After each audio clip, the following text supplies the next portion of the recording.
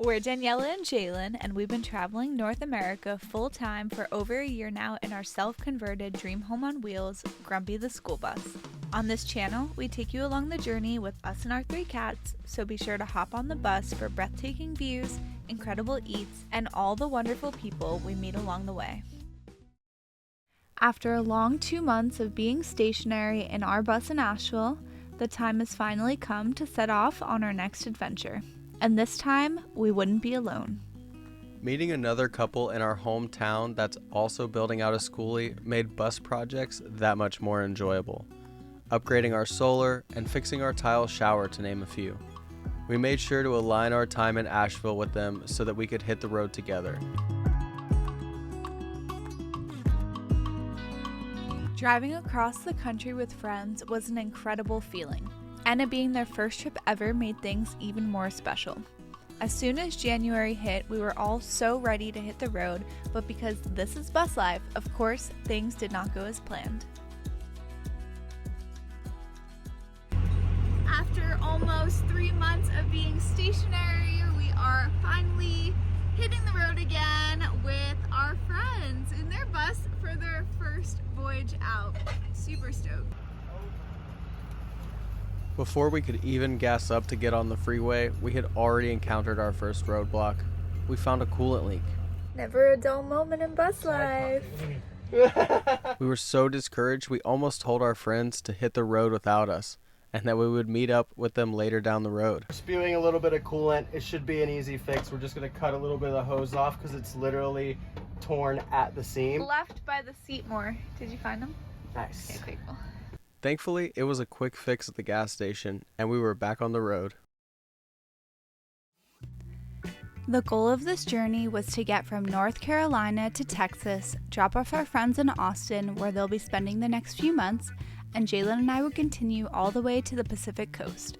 First stop on the trip was to visit a fellow former nomad who recently started a homestead. It was so cool to get to explore her property, meet her and her farm animals, and see what this life is like, as something Jalen and I dream of one day is having property and a homestead of our own. Hi everyone! Look how pretty they are. Oh my goodness.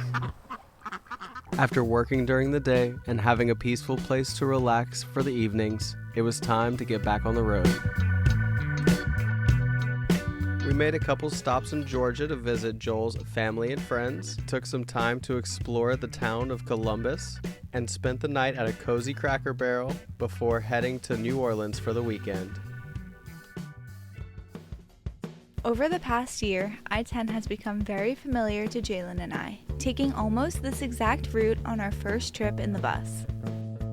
We arrived in New Orleans during Mardi Gras season and had no trouble finding a spot for our 2 full-size school buses right outside of Bourbon Street. While we were there, we went on a haunted tour, saw Barkus the dog parade, and stuffed our faces with oysters and beignets.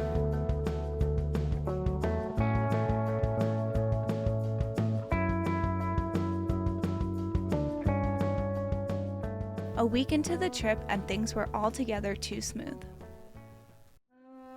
On the way out of NOLA, our friends had their first breakdown, a serpentine belt that busted.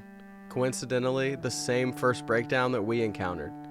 After the initial panicking that comes with losing your on-the-road, breakdown virginity, we convinced our friends that we could tackle the problem ourselves and took the next few days to do so. We found a nice cozy spot by the river while we figured out the issue. After 2 failed attempts of ordering the right size belt, the third one was the charm, and we were back on track to Austin. Every stressful event deserves a recovery beach detour, so a few hours later we found ourselves oceanfront for the night.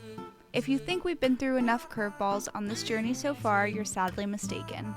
We were an absolute sight to see on the beach, 2 school buses stranded in the dark, one of which is pulling the other out of the sand. That's right, folks. After spending over a month on the beaches last year, Jalen and I finally got ourselves stuck. Good thing is that we learned to always carry a chain with us and that school buses can indeed tow each other. Good job, you guys! Galveston wasn't one of our favorite beaches so far. But it did give us the opportunity to lay low, ride our e-bikes, and just relax on the beach with friends.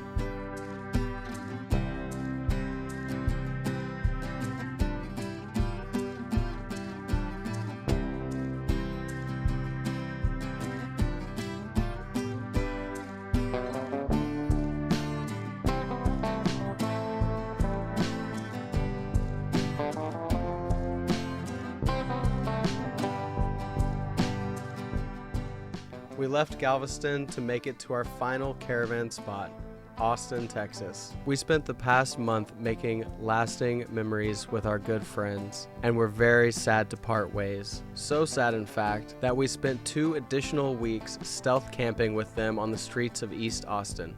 Well, as stealth camping gets for 2 full-size school buses.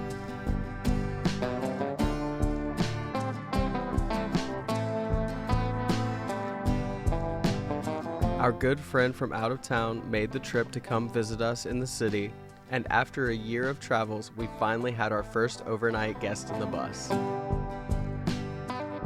Each time we pass through Texas, we make it a point to return to our favorite body of water, the San Marcos River. The San Marcos River is truly magical. Fed by springs that bubble up at Spring Lake, the water maintains a refreshing 72 degrees year-round and is crystal clear. As one of Texas's largest spring-fed rivers, it stands as a natural wonder. Before heading out, we had the opportunity to collaborate on a work trade for an RV park right outside of the city.